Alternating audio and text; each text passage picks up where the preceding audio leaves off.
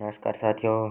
तो कैसे हैं? उम्मीद करता हूँ आप सभी स्वस्थ होंगे, मस्त होंगे। आपकी पढ़ाई बहुत शानदार चल रही होगी। तो आज है 4 मई और 4 मई के जितने भी मोस्ट इम्पोर्टेंट राजस्थान और भारत जीके के जो करंट अफेयर के प्रश्न बनते हैं वो मैं आपको करवाने जा रहा हूँ। तो चलिए शुरू करते हैं आज की क्लास। तो चलिए शुरू करते हैं। आज का पहला प्रश्न है, सबसे पहले हम भारत जीके करने जा रहे हैं। जो भारत का करंट अफेयर है उसके बारे में हम डिस्कस करेंगे। तो सबसे पहला प्रश्न है, भारतीय रिजर्व बैंक का डिप्टी गवर्नर हाल ही में किसे नियुक्त किया गया है? तो रोहित जैन को हाल ही में आरबीआई का डिप्टी गवर्नर नियुक्त किया गया है।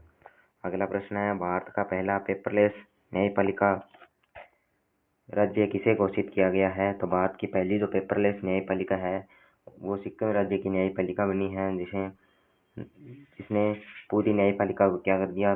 पेपरलेस कर दिया गया है। तो 3 मई, अगला प्रश्न है, 3 मई 2026 को जाकिर हुसैन की कौन सी पुण्यतिथि मनाई गई?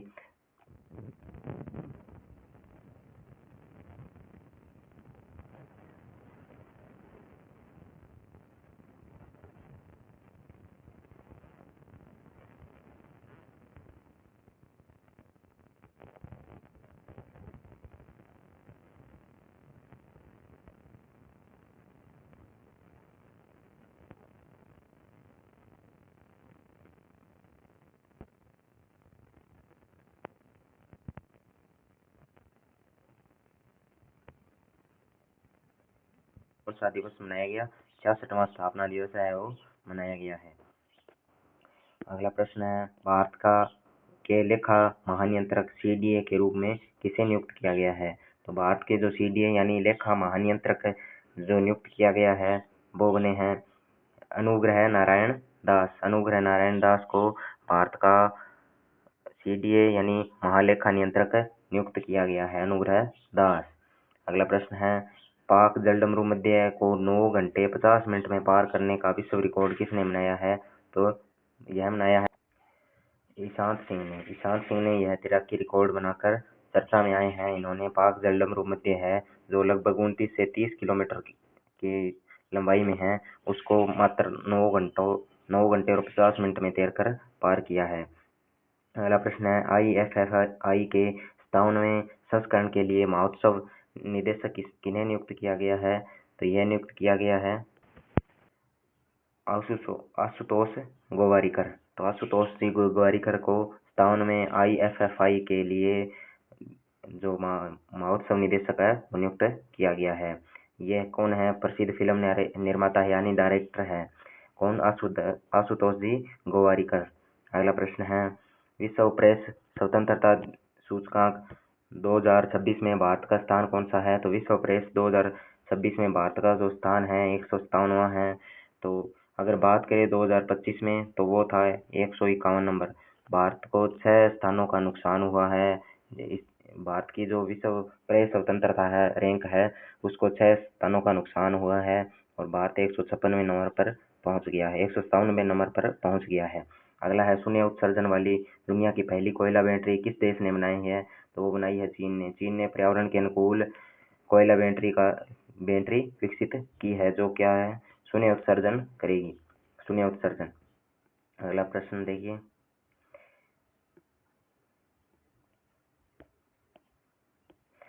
थॉमस कप 2026 में भारत ने पुरुष वर्ग में कौन सा पदक जीता? थॉमस कप 2026 में भारत ने कांस्य पदक जीता। थॉमस कप बैडमिंटन से संबंधित है, बैडमिंटन से संबंधित है। कौन सा कप? Thomas cup. तो जरूर याद रखना है, भारत ने इसमें कांस्य पदक जीता है। खेल खिलाड़ी से बहुत महत्वपूर्ण प्रश्न पूछे जा रहे हैं।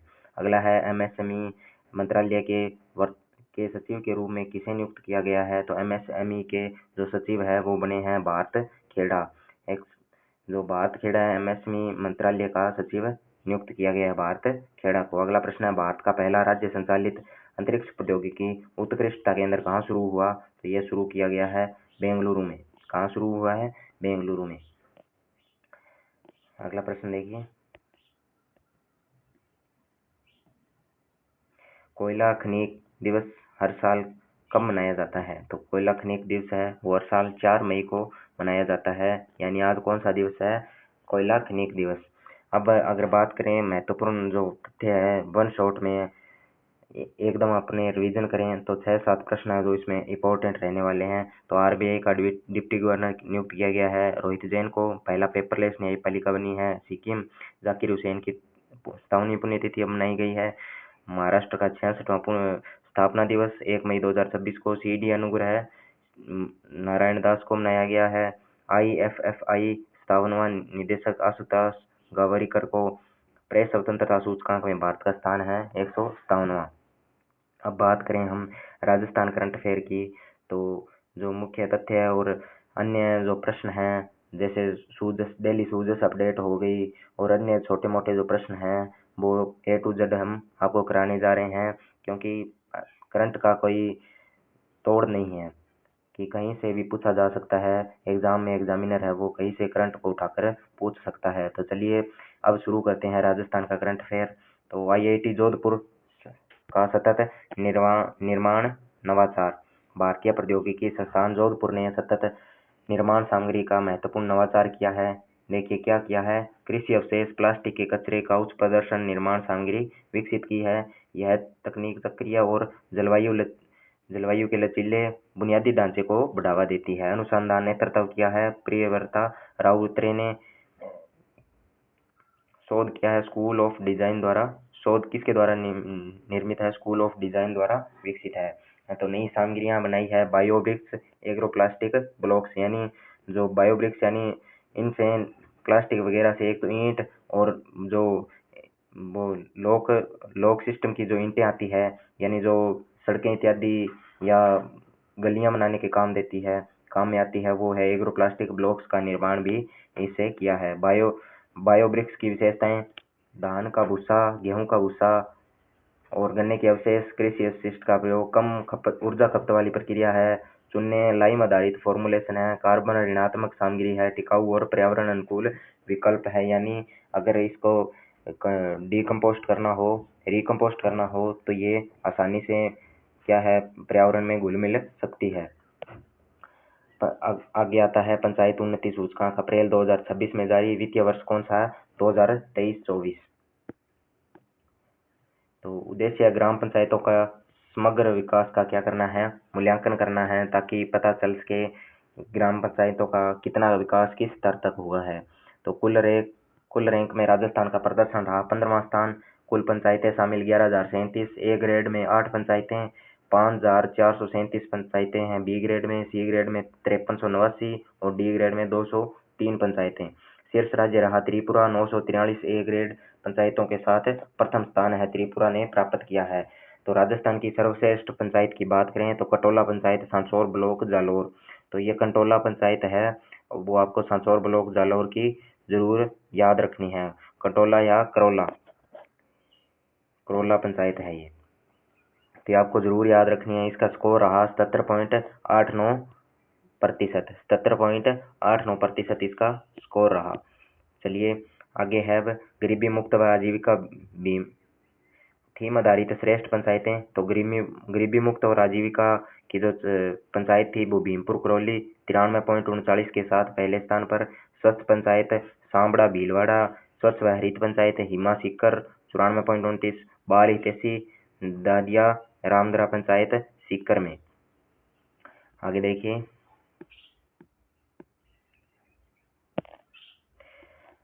तो राजस्थान रॉयल्स ओनरशिप डील है वो हुई है वर्तमान में। राजस्थान रॉयल्स की ओनरशिप में बड़ा बदलाव, यानी जो राजस्थान रॉयल्स टीम का मालिक है वो चेंज हो गए हैं। उनकी लीडरशिप या ओनरशिप है वो खरीद ली गई है। मित्तल परिवार, लक्ष्मी मित्तल और आदित्य मित्तल और अरदार पूनावाला ने मिलकर टीम को खरीदा है। टीम वैल्यू है लगभग 165 बिलियन यूएसडी डॉलर, यानी 15,600 करोड़ रुपए के लगभग। आईपीएल इतिहास में सबसे बड़ी डील से शामिल है। इससे पहले काई सोमानी ने कंसोर्टियम ने 1.63 बिलियन डॉलर यूएसडी की बोली लगाई थी। कब लगाई थी? यह लगभग मार्च में जब शुरू होने वाला था आईपीएल तब की बात है। आगे बात आती है श्रमिक कल्याण योजना की। तो श्रमिक कल्याण योजना की बात करें तो पीएम विश्वकर्मा योजना, तो पीएम विश्वकर्मा योजना में 18 ट्रेड दस्तकारों को 5% की दर पर ऋण उपलब्ध कराया जा रहा है। ऋण पर 2% अतिरिक्त ब्याज अनुदान के आदेश जारी किए गए हैं। असंगठित क्षेत्र के श्रमिकों को सरकारी योजनाओं, कल्याण या रोजगार अवसरों में वृद्धि हेतु श्रम सेतु मोबाइल ऐप को लॉन्च किया गया है। सिलिकोसिस से पीड़ित श्रमिकों को 3 लाख रुपए, मृत्यु होने की स्थिति में 2 लाख रुपए की सहायता दी जा रही है। तो Hindustan zinc limited mega zinc park की बात करें तो रिकू व हिंदुस्तान जिंक लिमिटेड द्वारा उत्तर भारत का पहला मेगा जिंक पार्क कांखला भीलवाड़ा में 111 एकड़ भूमि पर स्थापित किया जाएगा। हिंदुस्तान जिंक लिमिटेड ने वैश्विक स्तर पर उपलब्धि हासिल की है। चंदेरिया लेड जिंक स्मेल्टर को जिंक मार्क का प्रमाण मिला। तो अगर चंदेरिया कहाँ है, ये चित्तौड़गढ़ में है। तो यह इंडिया का पहला प्लांट बना जिसे कॉपर मार्क के प्रक्रिया के तहत मान्यता मिली है। आगे है जिंक मार्क, यह एक बहुत हितकारक मल्टी स्टेक होल्डर मॉडल आधारित है। उद्देश्य जिम्मेदार और सतत धातु उत्पादन को बढ़ावा देना, प्रमाणन के संचालन की दक्षता का भी सुधार इसके तहत होता है। आगे बात करें तो भारत विभूषण सम्मान की बात करें तो 28 अप्रैल 2026 को पंजाब विधानसभा में भव्य समारोह आयोजित हुआ। अजमेर के वरिष्ठ पत्रकार लेखक नरेश राघानी मधुकर को सम्मानित इसके तहत भारत विभूषण सम्मान 2026 के तहत सम्मानित किया गया। उन्हें भारत विभूषण सम्मान 2026 प्रदान किया गया। यह सम्मान उनकी साइंस फिक्शन पुस्तक चिरंजीवी भव के लिए मिला है। तो अब आती है बात वर्तमान का सबसे ज्वलंत मुद्दा, कौन सी 16वीं जनगणना। यह अब तक की शुरू होने के बाद 16वीं जनगणना है। और अगर बात करें आज़ादी के बाद, तो आज़ादी के बाद की 8वीं जनगणना है। यह प्रश्न आपको इम्पोर्टेंट है, आपको जरूर याद रखने हैं, बहुत इंपॉर्टेंट प्रश्न है, किसी न किसी एग्जाम में पक्का आएंगे। तो चलिए शुभंकर इसका है प्रगति और विकास। प्रथम चरण स्वगणना 1 से 15 मई 2026, मकान सूचीकरण 16 से 14 जून 2026 तक। भारत के रजिस्ट्रार जनरल व जनगणना आयुक्त बनाए गए हैं श्री मृत्युंजय कुमार नारायण। राजस्थान के जनगणना कार्य निदेशक विष्णु चरण मलिक। ब्रांड एम्बेसडर बने हैं इसके सुदर्शन पटनायक।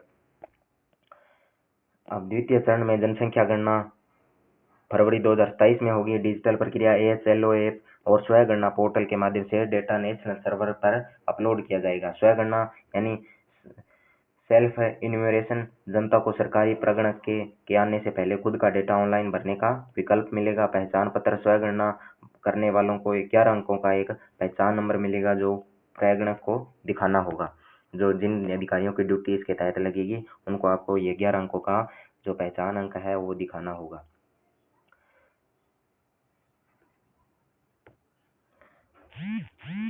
अब बात करें हम राजस्थान अपडेट की,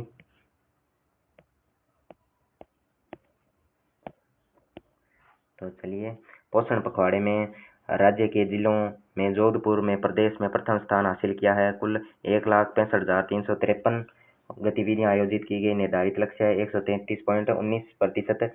राज्य सरकार नवीन जिला परिषदों में पावर शिफ्ट करते हुए CEO के पद को Rajasthan rural development service cadre से जोड़ दिया गया। प्रदेश के जयपुर एयरपोर्ट को वाटर पॉजिटिव एक्रीडिटेशन सर्टिफिकेट जारी किया गया है। तीसरा एशियाई पैरा थ्रो बॉल चैंपियनशिप का आयोजन झुंझुनू में किया जाएगा। 21 से 22 सितंबर 2026 को जोधपुर में पहली बार मारवाड़ डोमेस्टिक टेबल मार्ट का आयोजन। दिल्ली सूजस अपडेट की बात करें तो Jaipur metro rail corporation limited ने जयपुर मेट्रो फेज 2 के तहत पैकेज हेतु 918.4 करोड़ से अधिक कार्यों का NOA जारी किया है। प्रहलादपुरा से पिंजरापोल गौशाला तक 12 किलोमीटर एलिवेटेड कॉरिडोर का निर्माण जल्द शुरू होगा। परियोजना में एलिवेटेड बायोडक्ट और 10 एलिवेटेड स्टेशन का डिजाइन एवं निर्माण शामिल है। माटी कला से जुड़े कलाकारों के उत्थान के लिए माटी कला सेंटर ऑफ एक्सीलेंस स्थापित किया जाएगा। डूंगरपुर में शिल्प ग्राम बनाए जाने के लिए 9 करोड़ रुपए की स्वीकृति जारी की गई है। शहरी क्षेत्र में घुमंतु वर्ग घुमंतु समुदायों के उत्थान के लिए दादू दयाल घुमंतु सशक्तिकरण योजना लागू की गई। अब इसमें जो फैक्ट है, वन शॉट रिवीजन है, वो तथ्य हम याद करते हैं। तो IIT Jodhpur biobricks ABP blog PAI Rajasthan का स्थान 15वां। Top panchayat Karaula Jalore RR ownership $1.65 billion. Mittal और पूनावाला द्वारा mega zinc park Kankla Bhilwara 111 एकड़ जिंक मार्ग चंदेरिया स्मेल्टर इंडिया का पहला कॉपर मार्क। भारत विभूषण 2026 नरेश राघानी मधुकन चिरंजीवी भव। जनगणना 2027 शुभंकर प्रगति विकास स्वगणना 1 से 15 मई 2026 तक। Jaipur airport water positive certificate मिला। पैरा थ्रोबॉल तीसरी चैंपियनशिप। झुंझुनू में metro phase 918.4 crore 12 kilometre elevated जो ट्रैक बनाया जाएगा। शिल्पग्राम डूंगरपुर 9 करोड़ की स्वीकृति सिलोपेसिस के तहत। 3 लाख सहायता मृत्यु पर 2 लाख। और पोषण पखवाड़े में जोधपुर प्रथम 1,65,353 गतिविधियां। घुमंतु योजना दादू दयाल घुमंतु सशक्तिकरण योजना। जनगणना आयुक्त मृत्युंजय कुमार नारायण को बनाया गया है। तो अब है बारी जो सूजस पत्रिका है उसका एनालिसिस और जो न्यूज ऑथेंटिकेशन है उनका एनालिसिस और जो डिस्कस है हम करते हैं। चलिए स्टार्ट करते हैं।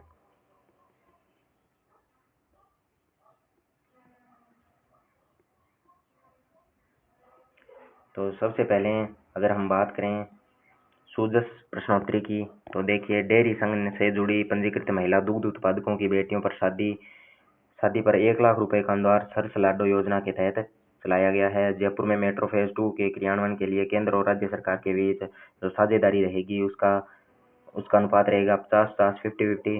राजस्थान में स्किल इंडिया इंटरनेशनल सेंटर की स्थापना के लिए राज्य सरकार ने किस समझौते पर हस्ताक्षर किए हैं? तो ये है नेशनल स्किल डेवलपमेंट कॉरपोरेशन के तहत। मुख्यमंत्री विश्वकर्मा पेंशन योजना के तहत 60 वर्ष की आयु पूर्ण करने पर पात्र श्रमिकों और लोक कलाकारों को जो पेंशन है वो 3,000 रुपये प्रदान की जाएगी। आगे बात करें पंचगौरव योजना के तहत एक जिला एक खेल। तो बास्केटबॉल किस जिले का है? पाली जिले का।